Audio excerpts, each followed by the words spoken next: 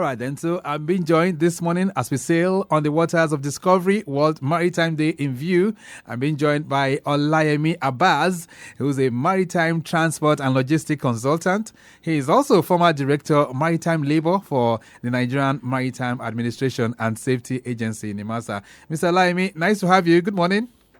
Good morning, Mr. Oteri. Thank you very much for having me on your program. Wonderful. All right. So you retired, or perhaps you are retired, but certainly not tired. And so watching from the sidelines, give us a sense of what you make of the maritime industry as it stands today. Thank you very much. Thank you, viewers. I think we're making progress, little strides in the necessary places. But however, we need to make faster progress. We need to move faster because we are behind time. We need to be more pragmatic in our approach. We need to have an actionable plan with actionable outcomes. We need to have ways of measuring where we were, where we are, and where we want to get to. Right. It's about a destination that should be hurriedly. We need quick wins. We need to hurry up because we must not allow the rest of the world to leave us behind. Right. We must tap into the resources of the sector, the blue economy. We must not pay lip service to issues. We need to be very, very actionable. We need to have metrics to measure what we are doing, and we need to assign resources to achieving these ends. Thank you. All right. So little plans that we're making some advancement, but in terms of the areas that we need to pay much more attention to, is it a case of policy, absence of policy framework, or perhaps improper implementation of the policies? We have never been short of policies in Nigeria. We are not short of ideas. We are very critical thinkers. We have one of the best brains in the world. But we are always coming short when it comes to actions. We must no longer play lip service to what we want to do. Yes, we are doing some things. But like I said, we're a bit slow. We are behind time. And we don't have an actionable plan to measure what we do. We need to take attention to human capacity building. Okay, how do I mean? In economics, simple economics says, law of comparative advantage. Right. Yes, we don't have the technology, we don't have the ships, we have the water. So God gave us water. So we have advantage, we are a littoral state. Then we have the people. The biggest resource of any nation are the people. Great nations are made by great people. We need to get our people educated at all levels because there is a lot of work in the maritime sector. Right. There are technical issues. There are things that are just artisanal that people can do at very low community levels. We need to train our people. We need to get our people certified. We need to do bilateral agreements with other nations, sign MOUs that makes our own COCs acceptable in those countries. Right. We need to export our people like the Philippines, the Chinese are doing. The Indians are all over the place. The Ukrainians are all over the place. The Russians are all over the place. We need to get our people employed. And that adds value to the economy. Right. Okay, like I said, you're retired about 3 years now or so. But last year, the president created the Ministry of Marine and Blue Economy. That was set up, and some have said that's a novel thing. So how are we performing with that ministry in its over a year of existence? I'm not in the thick of things, but I know that I read and I watch from the sidelines what is going on, and I'm a bit involved on a personal level with a few people. And of recent, I was consulting for Shippers Council for 3 years to get their their strategic plan in place. Okay. So I've seen things being done. But you see, doing things, motion is not the issue. Right. Progress is the issue. You can move around in circles. We need to stop moving around in circles. We need to make specific progress in specific areas. We need to list out the areas of interest where we have advantage. Like I said, people, we have advantage in people. We have the water. We need to also go down to the grassroots. We need to move away from elitist economics. We need to have a sustainable blue economy. Right. And by sustainable blue economy, what I mean is that we can't do business as usual models. We need to move on to modern way of doing things, contemporary way of doing things in the maritime industry and the maritime resources. Right. We need to look at issues of shipping, commercial fishing. There is unregulated and unreported fishing. People are just taking the fish. I don't have data, but it's all over the place that things are being done behind our back. We need to look at how much of the oil and gas our people are involved in terms of moving oil and gas, and especially with Dangote coming on stream, or else foreigners will come and take it over again. Okay, Issues so of we'll mineral get back. We'll get development. back to some of these ideas that you're bringing up on the program this morning. But let's now beam our searchlight on the World Maritime Day. So it's going to be marked across the world tomorrow. How significant is the commemoration of the World Maritime Day? I first want to congratulate seafarers all over the world, and especially Nigeria. The Nigerian Maritime Industry and Safety Agency and all the agencies under the marine economy. I want to congratulate the Maritime Workers Union of Nigeria. Excellent job at the Adeyanju is doing, the wonderful man. And the team is navigating the future safety first. Right. So, and shipping is about safe, secure, and efficient shipping. We need to make sure that we get on board with technologies that are necessary under the appropriate conventions. We need to look at the Maritime Labour Convention, which is a consolidation of all the either known conventions for safety of life at sea and other issues that relate with seafarers. We need to look at the welfare of seafarers, because it is human beings that do the work, and human beings, you take care of the people, they will take care of your business. So we need to get collective bargaining agreements that make sure that our seafarers earn what is commensurate with others earn. We need to make sure that their rest and work hours are well moderated. We need to make sure that the regulatory bodies are on top of their game. We need to make sure that we take up the issues of repatriation of our people. Peradventure, they die at sea. Right. We need to take care of the issues of their wages and how they take care of their families back at home. It's all about welfare, the welfare of the seafarer. When the welfare of the seafarer is on the front burner, it will do the business the way it should be done. We will see less of illegal activities. We'll see less of issues of incompetence. All right, let's just do some kind of historical antecedents today. So the International Maritime Organization was established in 1948, started its work in 1958, and I understand this World Maritime Day now came on board in 1978 to mark its 20th anniversary, and ever since it's been marked globally. So let's look at the way it is marked across different countries. Now, in Nigeria, you've talked about the things that are needed, but across the world, how is this day commemorated? It's almost same of same. The issues of awareness to issues of seafaring and shipping, with emphasis on the work seafarers do. And now we're talking about technologies, and we're talking about safety, emissions, and new technologies that drive ships, that make the safety of navigation at sea easier. Now, where we differ in Nigeria is after the talk, we go to sleep. So like I said, on a yearly basis, we should take some, we always have this, what do you call it? When you finish all this, you have this communicate. We should have action plans, and then who does what. And then make sure that on a regular, periodic, quarterly basis, there is an action committee that is to drive the implementation of the communique, so that we don't all go back to sleep and then come back next year and start the rhetoric all over again. So we need people who are knowledgeable in each area for each year to drive the communique and tell us how far we have gone on a periodic basis, so that the minister is well informed, the agencies are well informed, and people are held accountable and responsible for driving those action plans. All right, Olayemi Abass, a school of thought believes that there is no reason for us to really celebrate this day in Nigeria, considering what's going on right now.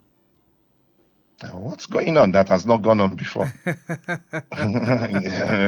We will keep on celebrating, because if we don't, we won't solve our problems. So we can't stay idle. We can't lay back and say we're not going to. It's not really a celebration. It's how to make things work.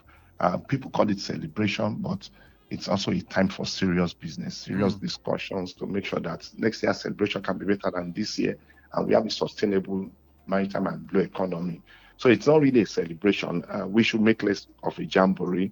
We should make it more of actionable discussions with key areas to attend to. I was listening to the Secretary General of the International Maritime Organization, Arseno Dominguez, and he was talking about the theme which is based on navigating the future safety first. I'm just wondering, considering the fact that we have some channels across the world right now that are not very, very safe for commercial shipping passage. Talk about the Red Sea and all of that. Could that be at the back of his mind when he was coming up with that theme, for instance? Safety is intertwined with security. Actually, the aspect you talk about is security of navigation. Okay. But of course, safety also drives security. Security drives safety. They are twin hydra heads. But you see, he's talking about technologies that drive vessels to make shipping safer in terms of environmental impact, in terms of human handling, and in terms of navigating the seas. But of course, along the line, the issues of security will come in. But those are driven by factors almost at times beyond the capacity of nations, even though the United Nations has the Security Council. But some of these belligerent nations won't even listen, and because they are non-state actors, I don't want to mention them, so I don't seem to be taking sides. Right. They are non-state actors in the Middle East who are not under the control of the United Nations, who are belligerents, who have just decided that they want to make war. So those people will always keep coming up. But with improved technologies too, it's possible to discern threats to navigation before they happen, because you have issues of satellite imageries and all the rest. So it's more of the technology-driven thing and the human angle in terms of safety first. Thank you. Okay, then Lagos Traffic Radio 96.1 FM, sailing on the waters of discovery. World Maritime Day in view is our focus this morning. Olayemi Abass, a maritime transport and logistics consultant. He's connecting with us, former director, maritime labor for NIMASA. He's our guest on the program. We're going to take another short break right now. When we return, the day is also meant to recognize the efforts of those who have also played their part in the development of this industry. Well, we're finding out from him. Could we be looking in that direction of also putting some icons, or perhaps celebrating some icons of the industry as we mark World Maritime Day? And then if you have your thoughts you want to share with Olayemi Abass, or perhaps any questions for him, feel free to connect with us on 08099 120 and 09153 7127. A brief break. We'll be back.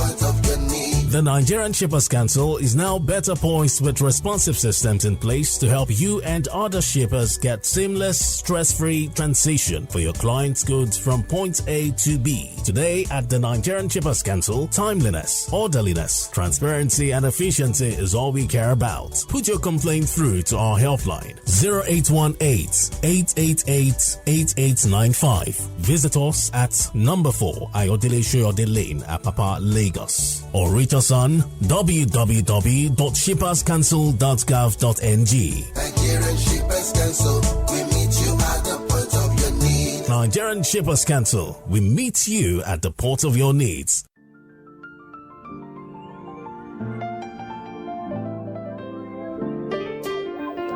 Lagos Traffic Radio 96.1 FM. Maritime Today is a program, and as we have Olayemi Abass on the line connecting with us this morning as we sail on the waters of discovery to reflect a bit more on World Maritime Day. It comes up every last Thursdays of September, and this year it's falling on September 26th. Apapa corridor this morning, I understand we have rains pouring within that corridor, but traffic movement from Mile 2OK inwards Johnny Arthur Wharf, as well as UBA and MTN Sunrise down to Trinity, connecting Coconut, Tinkan Island, first and second gate, all looking pretty good, moving at a much faster pace. From there, linking up with Liverpool Bridge, and Liverpool underneath the bridge to Glaxo is also very fine too. NNPC filling station is equally looking pretty good. All right, so like I said, if you want to connect with us, feel free to do so, and that's on 08099 120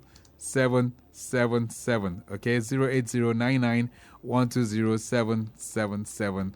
That's the numbers that you can link up with us. Okay, so let's get back to this. You've talked about how this day is to be marked and what we should be doing as a country. One of the things that the day is also seeking is to recognize those who are playing their parts in advancing the development of the industry. So, who is supposed to carry out this kind of recognition, Mr. Olayemi Abass? It's a multi-sectoral industry. We have NIMASA, we have the MPA with the Port Infrastructure and Facilities, NIMASA with the Maritime Apex Maritime Regulatory Body. We have the Shippers Council that seeks to protect the interest of shippers, that's importers and exporters. So it's multi-sectoral, and I think they should have a multi-sectoral body. We have also NIWA, and of course, because transportation is multimodal, even if it's maritime-based, it's across sectors. They need a multimodal body to do such so that people can recognize the different sectors. And when you have this kind of industry, we rarely hear of maritime awards. So what is NIMASA or Shippers Council or perhaps the ministry, what are they doing to at least reward those? No, except I'm behind time. Right. NIMASA had maritime awards, which they do, where they were doing annually. I think that was in the past. COVID came and a little bit of dampening. I think we need to reawaken that. And there are several bodies. I read online. There are some of these maritime reporters association of Nigeria. They give awards. Right. But beyond awards, it's about doing things. You know, I could even buy an award. I'm sorry to say that. We just need to. You can't take out people like Chief Sarumi. You don't need to give him an award before you know that such people have contributed to the industry, and several others who I don't want to mention. I don't want to be patronizing. Right.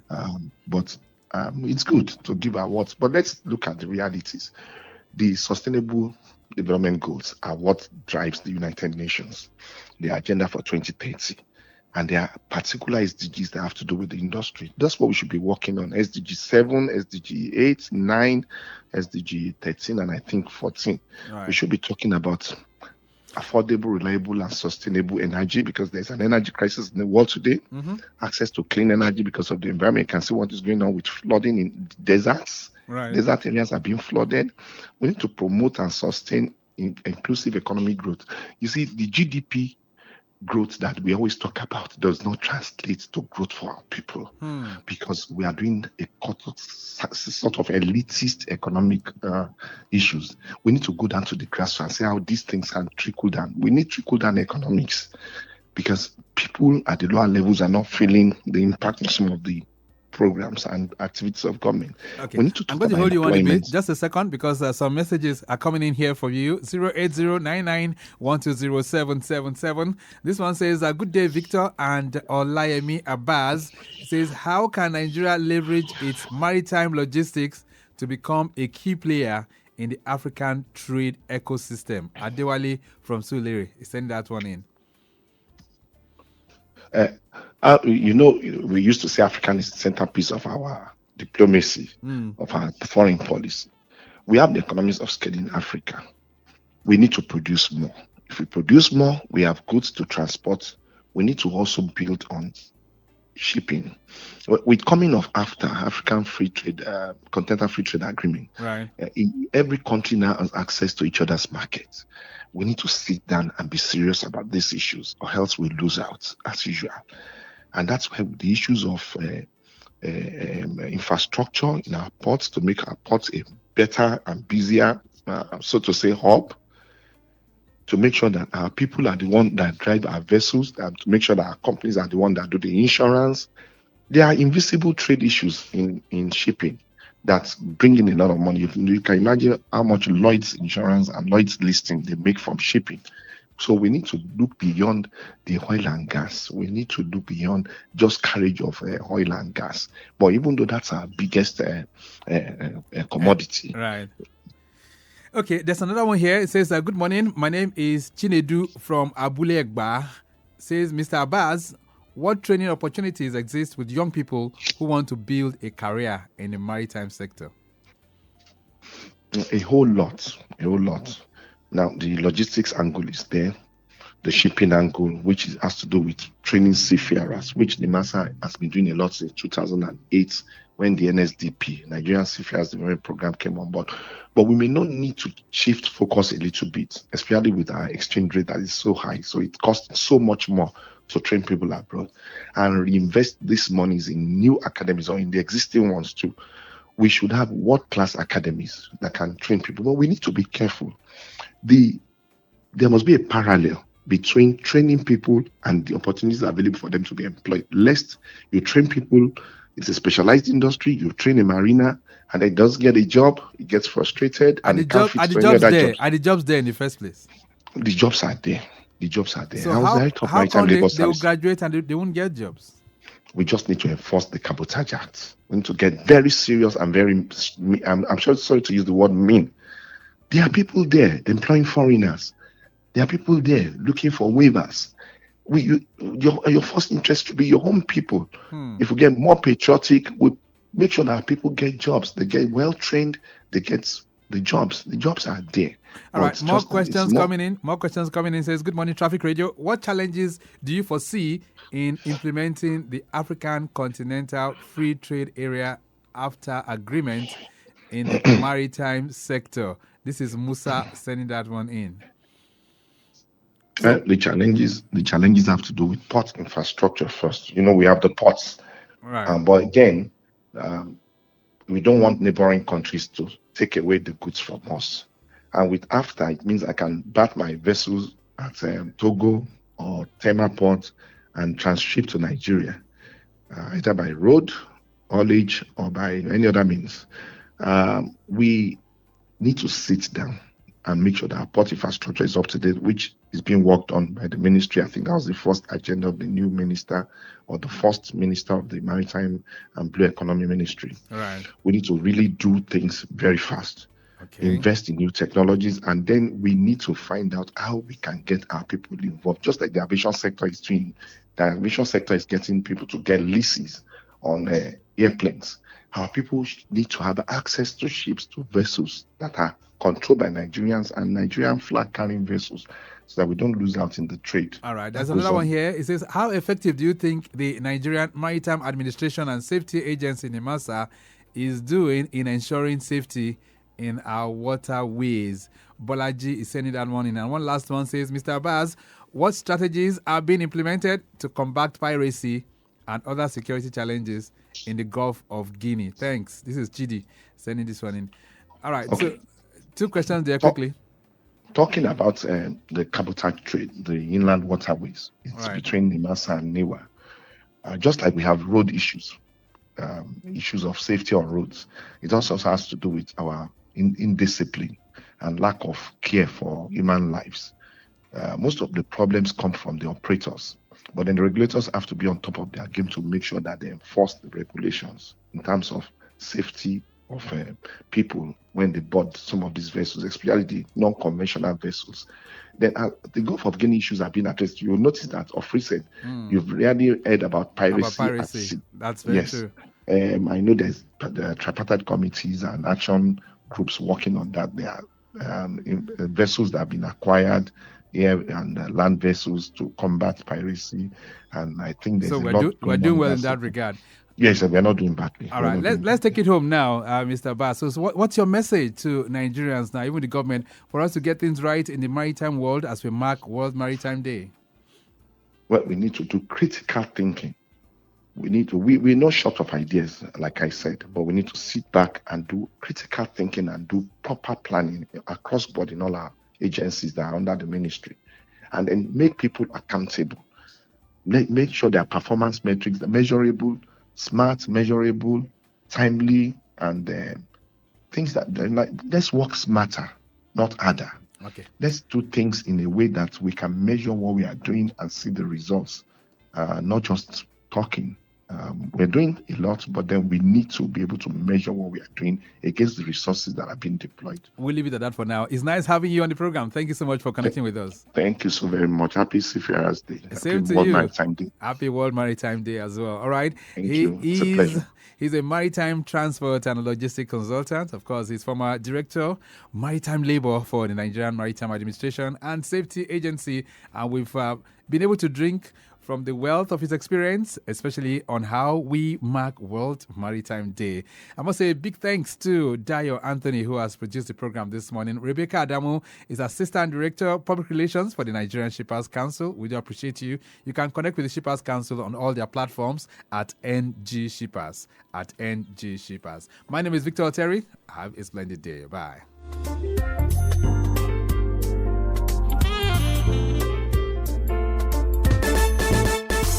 Nigerian Shippers Council Day to serve you well.